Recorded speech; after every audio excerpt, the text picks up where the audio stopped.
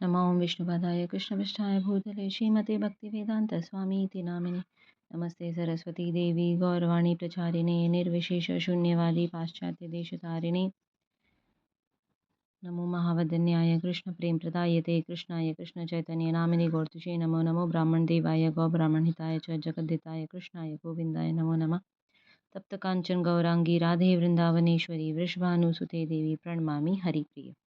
हरे Krishna.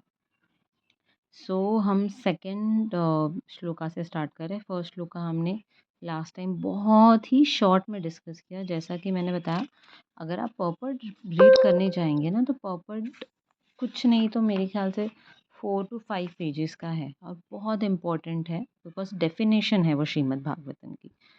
Okay, और second verse क्या है? सेकंड वर्स है धर्म प्रोजिच्छित कहत वो अत्र परमो निर्मत साराणाम सताम। मतलब श्रीमद् भागवत पुराण जो है भौतिक कारणों से प्रेरित होने वाले समस्त धार्मिक कृत्यों को पूर्ण रूप से बहिष्कृत करते हुए सर्वोच्च सत्य का प्रतिपादन करता है, जो पूर्ण रूप से शुद्ध हृदय वाले भक्तों के लिए बोधगम्य है। यह सर्वोच्च सत्य वास्तविकता है जो माया से पृथक होते हुए सबके कल्याण के लिए है। ऐसा सत्य तीनों प्रकार के संतापों को समूल नष्ट करने वाला है। महामुनि श्रील व्यास देव जी द्वारा अपनी परिपक्व अवस्था में, परिपक्व मतलब he was best of intelligence, मतलब उस टाइम पे उनका इंटेलिजेंस, मतलब वो तो इंटेलिजेंट ही शक्तिवेश अवतार ही हैं वो, बट फिर भी ऐसा कहा जा रहा है कि सारे वेद, सारे उपनिषद, सब कुछ होने के बाद हम बोलते हैं ना, सबसे जो डेजर्ट होता है, सबसे सबसे डेलिकेसी जो होती है वो सबसे लास्ट में खाने के लिए ऑफर की जाती है। उसी तरीके से सबसे अंतिम में जो उन्होंने लिखा वो क्या था? श्रीमद् भागवतम। संकलित यह सुंदर श्रीमद् भागवतम पुराण ईश्वर साक्षात्कार के लिए अपने आप में पर्याप्त है।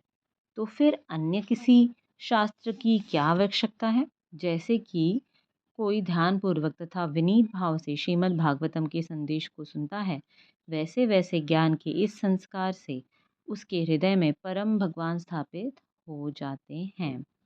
तो धर्म में 4 मूल क्या है? पुण्य कर्म, आर्थिक विकास, इंद्रिय तुष्टि और भवबंधन से मोक्ष।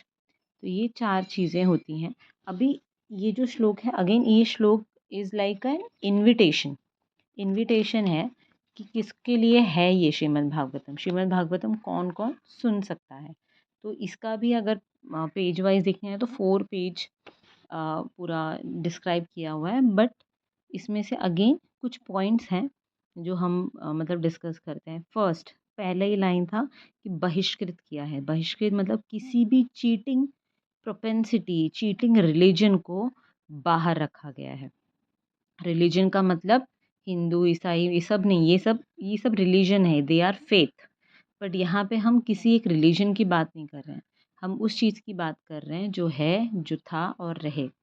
जैसे कि वाटर, वाटर यूरोप में भी गीला करता है और बॉईल होने पे वो इवॉपरेट हो जाता है। वही सेम इंडिया में भी करेगा, वही सेम इंग्लैंड में भी करेगा। सो जब श्रीमद् भागवतम की बात आती है तो लोगों को लगता है ये हिंदू धर्म ग्रंथ है, बट ऐसा नहीं है। दिस इज़ सनातनी। सनातनी मतलब इटर्नल। ओके, सो यहाँ पे फर्स्ट पॉइंट है कि ये जो धर्म है, ये जो ग्रंथ है हमारा अमल पुराण है, इसके अंदर चीटिंग रिलीजन को बाहर रखा गया है। और सबसे बड़ा जो ट्रुथ है, हाईएस्ट ट्रुथ, उसको बताया गया है। सबसे बड़ा ट्रुथ क्या है? हुआ we are son of God. God कौन? ऐसे वैसे कोई वायुपुत्र, चंद्रपुत्र, सूर्यपुत्र नहीं। जो actual supreme personality of Godhead है श्री कृष्ण, वही हम सभी के पिता हैं। Third, can only be understand by pure devotee and non envy people. तो श्रीमद् भगवद गीता जो है, भगवद गीता में भी ये 3rd चैप्टर के 31st श्लोका में आता है कि जो भी एनवियस है ना, वो इसीलिए इस अर्थ में है। तो भगवान 2 चीज़ करने के लिए बोलते हैं 3rd चैप्टर में, कि पहला, एनवी नहीं होना है।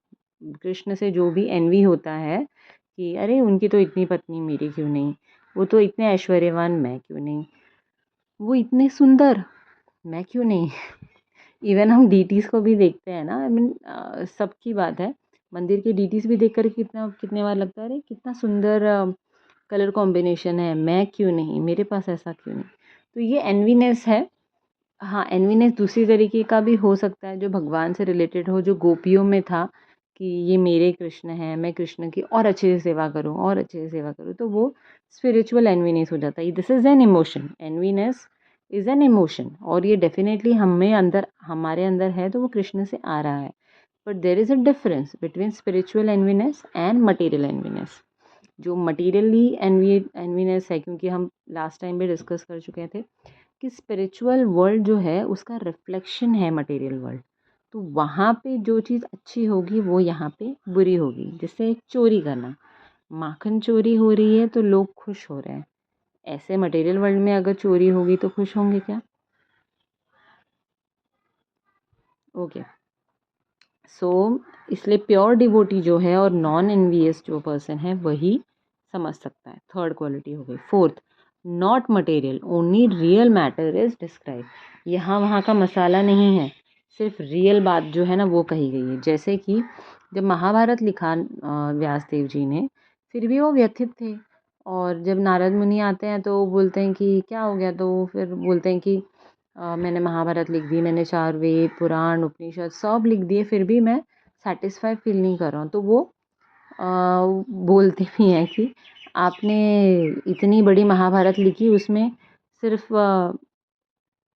थोड़ा सा मतलब 700 श्लोका जो है सिर्फ वही गीता है, वही एक्चुअल चीज़ है। यानी इतनी बड़ी महाभारत पढ़ने के बाद वो 700 श्लोका देखना भूल जाएगा। ऐसे कलयुग के लोग हैं कि उनको मेन जो चीज़ है ना वही याद नहीं रहेगी, वो उसको छोड़ करके बाकी सब समझ लेंगे वो लोग।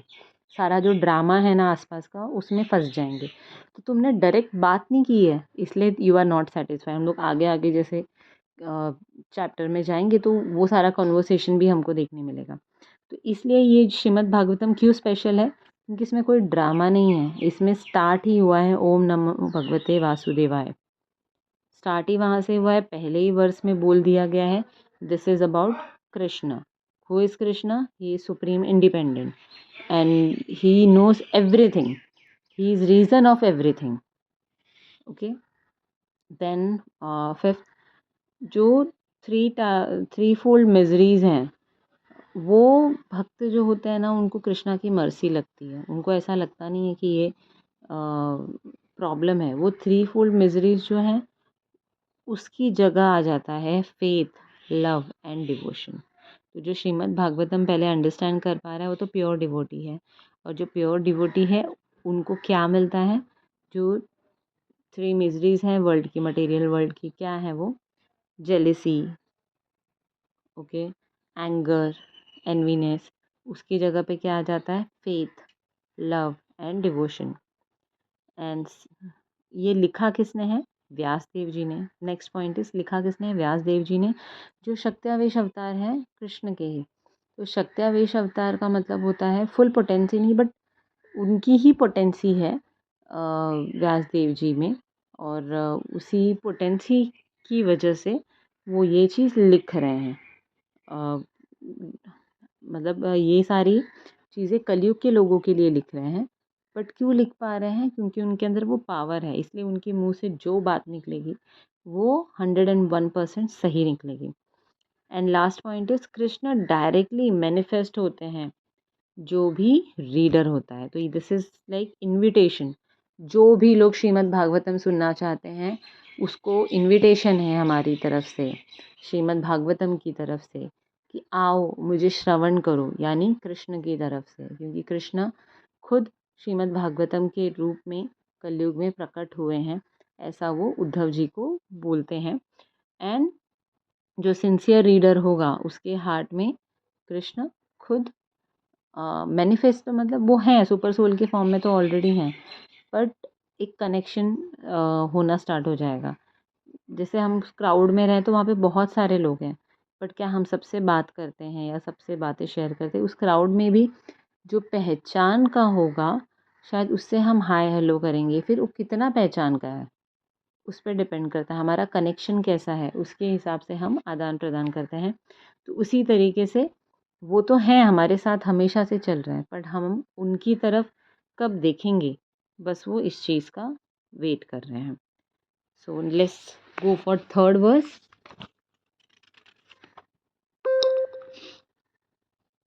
निगम कल्पतरोग्रतनितं फलं शुकमुखादमृतं द्रवसंयुतं पिबत भागवतं रसमालयं मुहुरहो रसिका भुवि भावुकाः।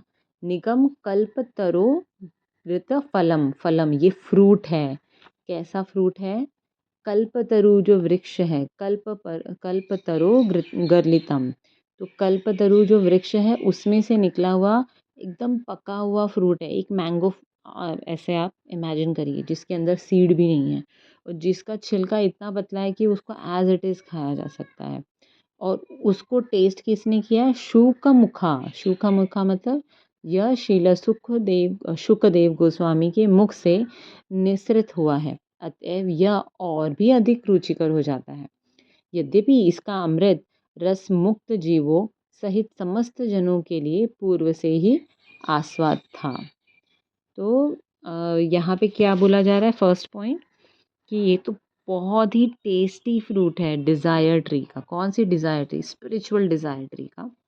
और जैसे ही एक पैरट ने उसको टेस्ट किया और उसके मुख से हम सुन रहे हैं, तो उसका टेस्ट और बढ़ा गया।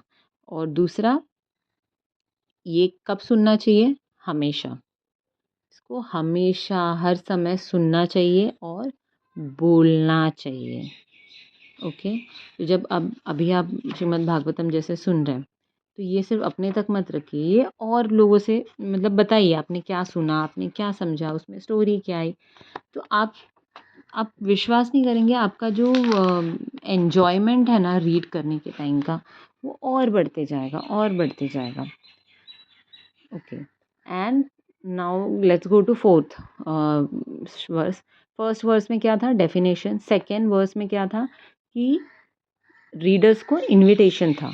एंड थर्ड वर्स में क्या था? स्पीकर के बारे में था। स्पीकर कौन है? शुकदेव गोस्वामी। तो इसकी वजह से बहुत टेस्टी हो गया है। और ये कब बोलना चाहिए? हमेशा बोलना और सुनना चाहिए, एवरी डे। नैमिषनिमिषे क्षेत्रे ऋषय शौनकदायः सत्रम स्वगार्यलोकाय सहस्र सममासित। अब यहाँ पे स्टोरी स्टार्ट हो रही है। एक बार नैमिषारण्य के वन में एक पवित्र स्थल पर शौनक आदि महान ऋषिगण श्री भगवान तथा उनके भक्तों को प्रसन्न करने हेतु 1000 वर्षों तक चलने वाले यज्ञ को संपन्न करने के उद्देश्य से एकत्रित होते हैं। तो अब जैसे ही कृष्ण अप्रकट हुए, कलयुग स्टार्ट होने वाला है, तो शौनक आदि मुनि जो हैं, मतलब उनका जो पूरा मुनि मंडल है, वो नैमिषारण्य में जाते हैं और वहाँ पर वो यज्ञ, मतलब 1000 साल तक हमको यज्ञ करना है, ऐसे प्लान करके वो जाते हैं। और इस यज्ञ का मोटिव क्या है? एक दिन यज्ञानिक प्रज्वलित करके अपने प्रातःकालीन कृत्यों से निवृत्त होकर तथा शीला सूत गोस्वामी को आदर पूर्वक आसन अर्पण करके ऋषियों ने सम्मान पूर्वक निम्नलिखित प्रश्नों पर प्रश्न पूछे। अभी ये फिफ्थ वर्स है, उसका मीनिंग मैंने जस्ट रीड किया। तो ये यज्ञ स्टार्ट हो गया है और शीला सूत गोस्वामी, पहले क्या था? शुक गोस्वामी। तो शुक गोस्वामी कौन है? व्यास देव जी के पुत्र।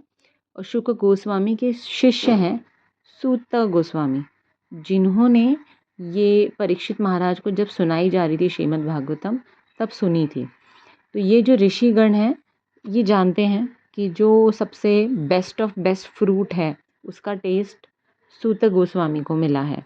और जिसको टेस्ट मिला है वही हमको वो चीज़ बना करके दे सकता है। आपको पता ही नहीं है, लेट्स से मैंने कोई तो डिफ़िकल्ट डिश का नाम लिया, आपने ना कभी सुना है ना कभी देखा है, तो आप अपने मन से कैसे उसके बारे में जजमेंट दोगे? डेफ़िनेटली कुछ सही, कुछ गलत, कुछ ऐसा। बहुत सारे जजमेंट देने वाले आजकल हम रील्स में भी देखते हैं। जैसे एक रील मैंने देखी थी जिसमें उन्होंने बोला था कि कलयुग क्या है? कलयुग कुछ नहीं है, कलयुग कुछ नहीं होता है। जब दुर्योधन था, दुर्योधन भी उस युग में था जहाँ पे कृष्ण सामने थे, फिर भी वो गलत चीज़ों में इन्वॉल्व था। तो कलयुग था क्या?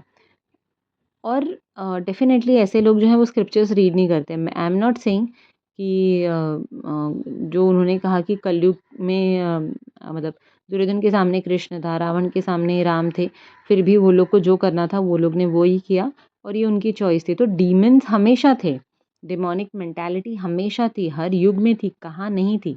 हिरण्यकशिपु से लेकर हर जगह थी, बट स्टिल वहाँ पे कुछ तो मोरल था। हिरण्यकशिपु की बात करें या रावण की बात करें, स्टिल दे वर वेरी ज्ञानी, ठीक है, कुछ मॉरल था। बट कलयुग में कहा ही गया है कि जो डिमोनिक मेंटालिटी के लोग हैं ना, उनको चांस देने के लिए ये युग है कि अगर एक कोई चोरी कर रहा है तो उसको देख करके दूसरा ये नहीं बोलेगा कि ये गलत कर रहा है, वो बोलेंगे वो कर सकता है तो मैं क्यों नहीं। तो कलयुग का मतलब ही वही है, कलयुग की डेफिनेशन ही वही है कि झगड़े करने वाला युग। रादर दैन लिसनिंग, हम सिर्फ बोलना चाह रहे हैं, सामने वाले को किस तरीके से गलत साबित करें, और वहीं पे हम गलत हो जाता है कि ठीक है सामने वाला गलत कर रहा है, नो डाउट, बट वो गलत कर रहा है और वही सी चीज़ हम अगर करें तो हम सही कैसे हो गए, राइट। सो यहाँ पे कुछ क्वेश्चंस हैं जो कि उनको पता है ऋषि मुनियों को कि सूत सूत गोस्वामी जो हैं वो वहाँ पर थे जब श्रीमद् भागवतम बोली गई, तो वो अब उनको आगे कुछ क्वेश्चन पूछने जा रहे हैं। यहाँ से हमारी श्रीमद् भागवतम स्टार्ट हो रही है और इन्हीं क्वेश्चंस के आंसर करते और कॉन्वर्सेशन होते होते ये आगे बढ़ेगी। So let's begin. ऋषियों ने कहा, हे पूज्य सूत गोस्वामी, आप समस्त प्रकार के पापों से पूर्ण रूप से मुक्त हैं। आप धार्मिक जीवन के लिए विख्यात समस्त शास्त्रों एवं पुराणों के साथ साथ इतिहासों में भी निपुण हैं, क्योंकि आपने समुचित निर्देशन में उन्हें पढ़ा है और उनकी व्याख्या भी की है।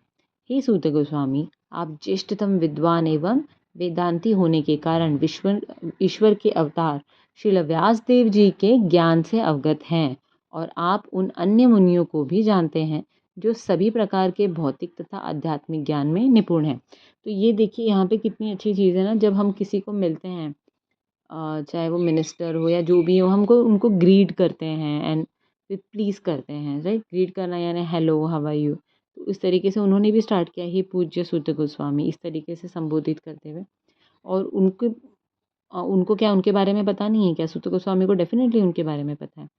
स्टिल उनको वो ये कर रहे हैं, मतलब उनका बखान करते हुए बता रहे हैं, और उनका बखान भी वो कैसे कर रहे हैं, स्पिरिचुअल वे में कर रहे हैं। उनका बखान वो ऐसे ही नहीं कर रहे हैं कि आप कितने सुंदर दिख रहे हो, आपकी हाइट कितनी अच्छी है, नहीं।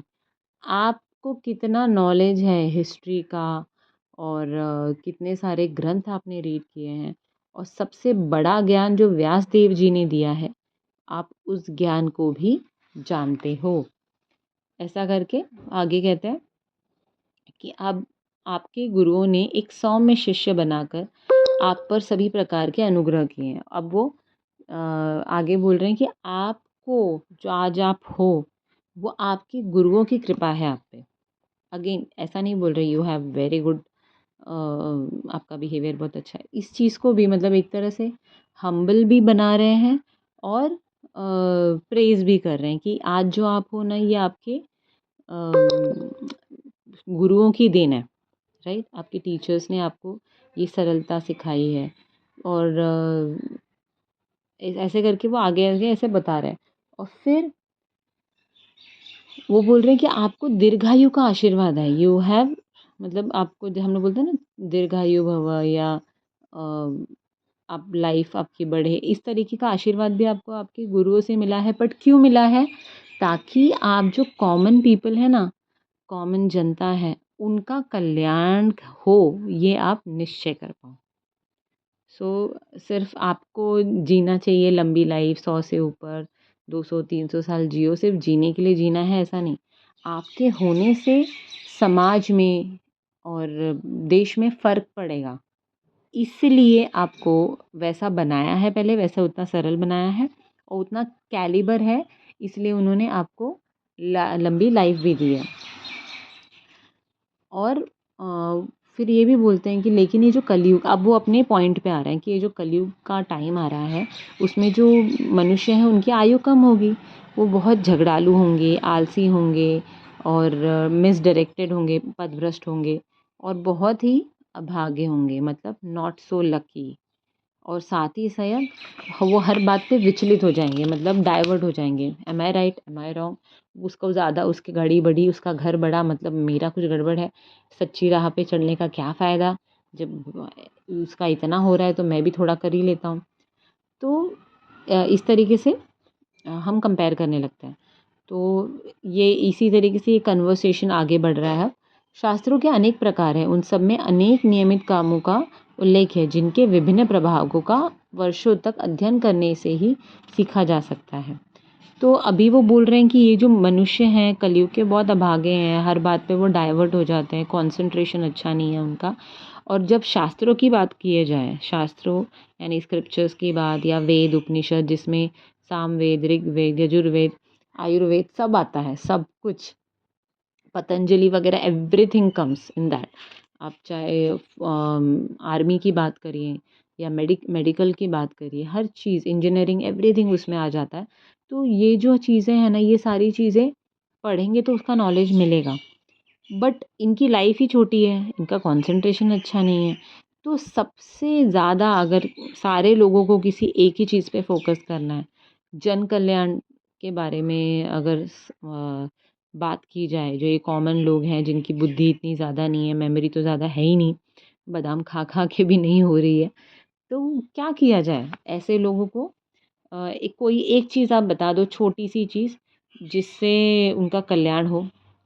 और फिर वो बोलते हैं कि अम, अब ये क्वेश्चन पूछना स्टार्ट हो गया है। फर्स्ट क्वेश्चन क्या था कि what is ultimate good for all people in general. और उसके बाद वो ये भी बोलते हैं कि ऐसे तो बहुत सारे शास्त्र हैं, ये हैं वो हैं। तो एक तरह से वो क्या बोल रहे हैं कि प्लीज़ ये स्क्रिप्चर और शास्त्र और ये सब का विज्ञान वगैरह का, साइंस का ज्ञान मत दीजिएगा हमको, जो सबसे बेस्ट हो ह्यूमैनिटी के लिए वो बताइएगा। फर्स्ट क्वेश्चन ये हो गया। सेकंड कि एसेंस क्या है, सारे स्क्रिप्चर्स जितने भी हैं उनका एसेंस क्या है? क्योंकि हमारी लाइफ इतनी बड़ी नहीं है। एज अ कलयुग पर्सन 100 टच करना इज़ बहुत बहुत बड़ी बात। 100 भी लुढ़कते पुढ़कते टच कर रहे हैं, उस स्टेट में नहीं रहेंगे हम कि इतना अच्छे से शास्त्रों का रीडिंग किया जाए। इसलिए हम बोलते हैं ना, सूनर द बेटर।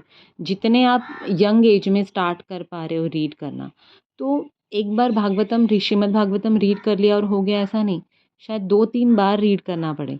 और एक बार भी अगर अच्छे से रीड करना है तो 1 साल से ऊपर का टाइम चला जाता है, राइट? हाँ, अगर आप सिर्फ वही काम कर रहे हो तो बात अलग है, तो शायद आप थोड़ा और जल्दी कंप्लीट कर पाओ।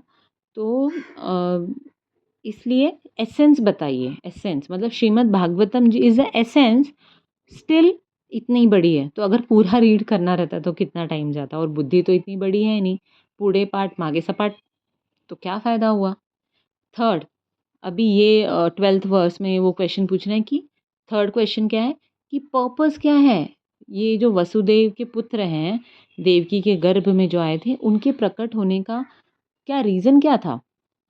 फिर नेक्स्ट क्वेश्चन इज़, जो ये विष्णु और सॉरी, ये जो आए थे भगवान कृष्णा, उनका अलग-अलग जो एक्सपांशन है, जो अवतार हैं, इन्कार्नेशंस हैं, वो क्या-क्या हैं? कौन-कौन से इन्कार्नेशन हैं, कौन-कौन से अवतार हैं जो वो क्रिएशन, मेंटेनेंस एंड डिस्ट्रक्शन के लिए यूज़ करते हैं? जो फर्स्ट वर्स में हमने डेफिनेशन में देखा कि क्रिएशन, मेंटेनेंस एंड डिस्ट्रक्शन। तो हम सुनते हैं ना ब्रह्मा, विष्णु, महेश, इतना भी सिंपल नहीं है। जब हम रीड करेंगे तब हमको समझ में आएगा कि एक्चुअली क्या चल रहा है। और फिर लीला अवतार के बारे में भी पूछते हैं कि ठीक है, ये भी हो गया। लीला अवतार, लीला अवतार क्या है? जिसमें अपने भक्तों को बचाने के लिए आते हैं। वामन अवतार, नरसिम्हा अवतार, बुद्ध अवतार, तो ये सारे लीला अवतार हैं। ओके, और इसके पहले हमने क्या बोला था? इनकारनेशन। इनकारनेशन में जैसे पुरुष अवतार हो गए या विष्णु अवतार हो गए। विष्णु भी 3 हैं, कर्णोदक्षाय विष्णु, शिरोदक्षाय विष्णु, महाविष्णु। एंड पुरुष अवतार में ब्रह्मा, विष्णु, महेश ये आ जाते हैं। और लास्ट एंड फाइनल क्वेश्चन है कि कृष्ण के चले जाने के बाद, क्योंकि कृष्ण ने क्या कहा? सर्वधर्मान परित्यज्य मामें एकम शरणम व्रजा। तो सब धर्म छोड़कर मुझे शरण लो। पर जब कृष्ण अप्रकट हो गए धरती से, तो धर्म ने कहाँ शरण ली है? तो ऐसे ये 6 क्वेश्चन पूछते हैं। और ये जो मतलब वो बहुत ईगर थे, बहुत एक्साइटेड थे इन क्वेश्चंस का आंसर सुनने के लिए। और उनका फेथ, और ये सारे क्वेश्चंस के आंसर वो पूछ रहे हैं ना, वो लोग कौन हैं? वो खुद भी डिवोटी हैं और उनका फेथ है किसमें? भगवान के नाम में, भगवान की लीलाओं में। और आप आगे-आगे देखेंगे ना, तो क्वेश्चन आते जाएँगे इस तरीके से कि मतलब वो क्वेश्चन पूछ रहे हैं, बट उसके बाद वो एक लाइन और लगाते हैं कि अगर इस क्वेश्चन का आंसर देना आपको वैल्यू लगता है कि ये सच में वैल्यूएबल है इसका आंसर, तो ही दीजिए, अदरवाइज़ डोंट वेस्ट टाइम। इस तरीके से आगे कन्वर्सेशन है। सो हम लास्ट वर्स पे फिनिश करते हैं आज का। और लास्ट वर्स मतलब फर्स्ट चैप्टर यहाँ पे अंत होगा। ब्रूहि योगेश्वरे कृष्णे ब्रह्मण्ये धर्मवर्मणि स्वां काष्ठामधुनोपेते धर्मः कं शरणं गतः। चूंकि परम सत्य योगेश्वर भगवान श्री कृष्ण अपने निज धाम के लिए प्रयाण कर चुके हैं, अतएव कृपा करके हमें बताएं कि अब धर्म ने किसका आश्रय लिया हुआ है। So will stop here. Thank you. Hare Krishna.